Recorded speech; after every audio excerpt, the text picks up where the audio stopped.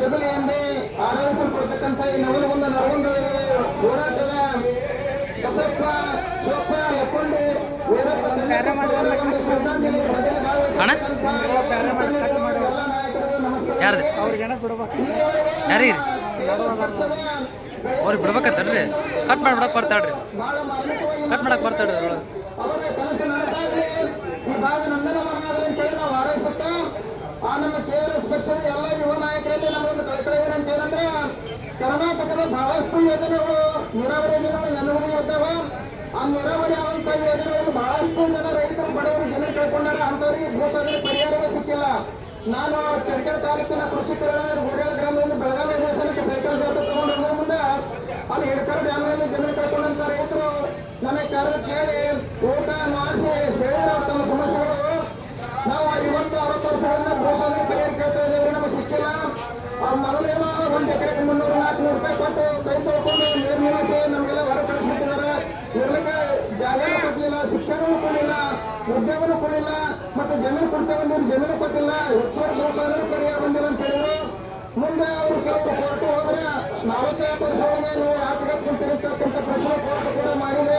ಅಂತ ಮುಕ್ತ ರೈತರಿಗೆ ಬಹಳಷ್ಟು ಅನ್ಯಾಯ ಇದೆ. ಅದರಿಂದ ನಮ್ಮ ಆಲಿಮಟ್ಟಿ ಅಣೆಕಟ್ಟಿನಲ್ಲಿ ನಾರಾಯಣಪುರ ಆಲಿಮಟ್ಟಿ ಅಣೆಕಟ್ಟಿನಲ್ಲಿ ಲಕ್ಷಾಂತರ ರೈತರು ಜಮೀನು ಕಳ್ಕೊಂಡಿದ್ದಾರೆ. ಅವರಿಂದ ನಮ್ಮ ನೀರಾವರಿ ಜಮೀನು ಕಳ್ಕೊಂಡಿದ್ದೆವು. ಮತ್ತೆ ನಾನು 4 ಎಕರೆ ಜಮೀನು ಕಳ್ಕೊಂಡು 10 ವರ್ಷ ಆಯ್ತು. ನಮ್ಮ ಭೂಸಾಗರ ಪರಿಹಾರ ಬರ್ತಾ ಇಲ್ಲ, ಮತ್ತೆ ನೀರು ಬರ್ತಾ ಇಲ್ಲ. 480 ಕೋಟಿ ರೂಪಾಯಿ ಯೋಜನೆ ಎಲ್ಲ ಮುಗಿಸ್ಬಿಟ್ಟಿದ್ದಾರೆ. ಆದ್ರೆ ರೈತರಿಗೆ ನೀರು ಸಿಗ್ತಾ ಇಲ್ಲ, ಭೂಸಾಗರ ಪರಿಹಾರ ಸಿಗ್ತಿಲ್ಲ. ಅಂತ ಯೋಜನೆಗಳು ಬಹಳ ಕಡಿದಾವೆ. ಮತ್ತೆ ರೈತರಿಗೆ ನೀರು, ಕರೆಂಟು, ಧಾರಣೆ, ಕೌಶಲ್ಯ ಜ್ಞಾನ, ಬಂಡವಾಳ ಬೇಕು.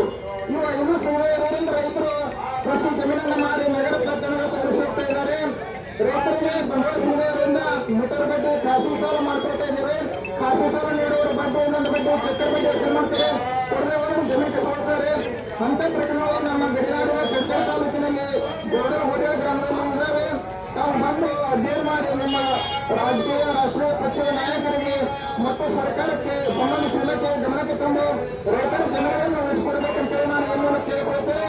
ಬೋಲ ಭಾರತ್ ಮಾತಾ ಕಿ ಜೈ, ಬೋಲ ಭಾರತ್ ಮಾತಾ ಕಿ ಜೈ, ರೈತರು ಇನ್ನೊಂದು ವಿಚಾರವನ್ನು ಹೇಳಿದರು. ನಾನು ಈಗಾಗಲೇ ಹದಲಿ ಮತ್ತು ಗಂಗಾಪುರ, ರಡ್ಡಾರ್ ನಾಗೂರ, ಹಾಗೆ ಶಿರೋಳ ಮತ್ತು ಬೈರನಟ್ಟಿ, ಹಾಗೆ ಬನಹಟ್ಟಿ, ಮುಳುಗೂರು ಕೆಲವೊಂದಿಷ್ಟು ಗ್ರಾಮಗಳಲ್ಲಿ ಉದಾಹರಣೆ ಪ್ರಮಾಣಗಳಲ್ಲಿ ಏನಾಗಿರುತ್ತೆ ಅಂದ್ರೆ ಸರ್ಕಾರ ಅಂತೇಳಿ ನಮೂದಾಗಿದ್ದಾವೆ.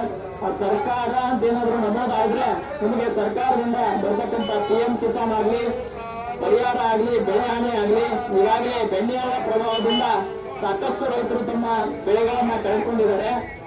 ಗೋವಿನ ಜೋಳ, ಹತ್ತಿ, ಆಮೇಲೆ ಈರುಳ್ಳಿ, ಹಾಗೆ ಇನ್ನಿತರೆ ಬೆಳೆಗಳನ್ನ ಏನು ಬೆಣ್ಣೆಗಳ ಆಸ್ಪಾಸಿನಲ್ಲಿ ಇರ್ತಕ್ಕಂಥ ರೈತರು ಏನು ಬೆಳೆದಂತ ಬೆಳೆಗಳು ಇವತ್ತು ಆ ಬೆಣ್ಣೆಗಳ ರಭಸಕ್ಕೆ ಕೊಚ್ಚಿ ಹೋಗಿದ್ದಾವೆ. ಕೆಲವೊಂದಿಷ್ಟು ರೈತರ ಉತ್ತಾರಗಳಲ್ಲಿ ಈಗಾಗಲೇ ನಾವೇನಾಗಿ ಸರ್ಕಾರ ಅಂತ ಕೂಡಿದ್ದಾವೆ. ಮೊನ್ನೆ ಒಂದಿನ ರೈತರು, ಆ ಭಾಗದ ರೈತರು ಹೋರಾಟಕ್ಕೆ ನಿಂತಿದ್ರು. ನಾವು ಕೂಡ ಮೊದಲಿಗೆ ಹೋರಾಟದ ಪಾಲ್ಗೊಳ್ಬೇಕಂತ ಬಂದಿದ್ವಿ. ಆದ್ರೆ ತಹಸೀಲ್ದಾರರು ಏನ್ ಹೇಳಿದ್ರಪ್ಪ ಅಂದ್ರೆ ಇಲ್ಲ 10 ದಿವಸದೊಳಗೆ ನಾವು ಇದನ್ನ ಮಾಡ್ಕೊಡ್ತೀವಿ ಅಂತ ಹೇಳಿದ್ರೆ, ಅದಕ್ಕೆ ದಯಮಾಡಿ ಏನು ಸರ್ಕಾರ ಅಂತ ಕೊಟ್ಟಿರ್ತಕ್ಕಂಥ ಪಹಣಿಯಲ್ಲಿ ಎಲ್ಲರನ್ನ ತೆಗೆದುಹಾಕ್ಬೇಕಂತ ಹೇಳಿ ಈ ಕ್ಷೇತ್ರದ ಜನಪ್ರತಿನಿಧಿಗಳು ಹಾಗೆ ಸರ್ಕಾರ ನಡೆಸತಕ್ಕಂಥ ಏನು ಇವತ್ತು ರಾಜ್ಯ ಸರ್ಕಾರ ಇದ್ರ ಬಗ್ಗೆ ಗಮನ ಹರಿಸಿ ಉತ್ತಾರದೊಳಗೆ ಸರ್ಕಾರ ಅಂತ ಮೂಲವನ್ನ ತೆಗೆದು ಹಾಕ್ಬೇಕಂತ ಹೇಳಿ ಈ ಮೂಲಕ ಕರ್ನಾಟಕ ರಾಷ್ಟ್ರ ಪಕ್ಷದಿಂದ ನಾವು ಆಗ್ರಹವನ್ನ ಮಾಡ್ತಾ ಇದ್ದೀವಿ. ಇನ್ನೊಂದು ಪ್ರಕಟಣೆ ಏನಂದ್ರೆ ಇದೇ ಜುಲೈ 28ರಂದು